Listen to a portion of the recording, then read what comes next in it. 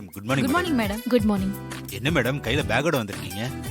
இங்க எல்லாருக்கும் ஏதாவது வாங்கிட்டு வந்திருக்கீங்களா மேடம்? உங்களுக்குலாம் லத்தில 2 கொடுக்கறேன், வாங்கிக்குவீங்களா? ஐயோ சாரி மேடம், நான் சும்மா விளையாட்டுக்கு தான் கேட்டேன். நானும் சும்மா விளையாட்டுக்கு தான் சொன்னேன். போலீஸ்னா எப்பவுமே வெரப்பா ஸ்ட்ரிக்ட்டா சீரியஸா தான் இருக்கணும்னு ரூல்ஸ் இல்லல்ல. ரிலாக்ஸா கூட இருக்கலாம்.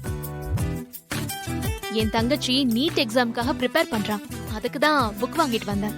Okay madam. என்னடா பாக்குற? அடா ஓட ஓட ஓட ஓட.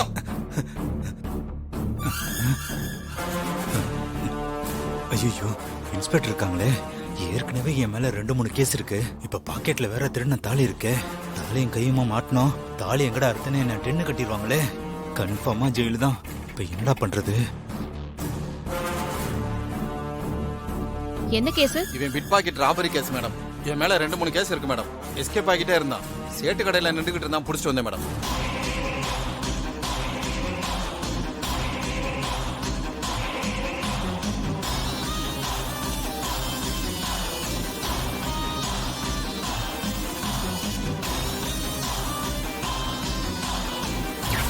மாரியின் தாலியை மாரி எப்போது தொடுகிறாளோ அப்போது மாரிக்கு பழைய ஞாபகங்கள் வரும்.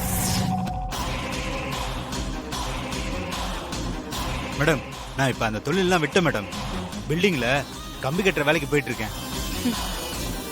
உன் முகரைய பார்த்தா கஷ்டப்பட்டு உழைக்கிற மாதிரியே தெரியலையே. மேடம் நான் இப்ப தெரிஞ்சு வாழ்ந்துகிட்டு இருக்கேன் மேடம், நான் நம்புங்க. ஆ, நம்பிட்டேன். இவனை கூட்டிட்டு போய் நல்லா சர்ச் பண்ணு. Okay ma'am. மேடம் ஏய், சார் சொன்னா கேளுங்க சார். உன்னை பத்தி உன்னை மாதிரிலாம் நான் எனக்கு இல்ல சார். தெரியாதா? தெரிஞ்சுட்டேன் சார். விடுங்க சார். சார்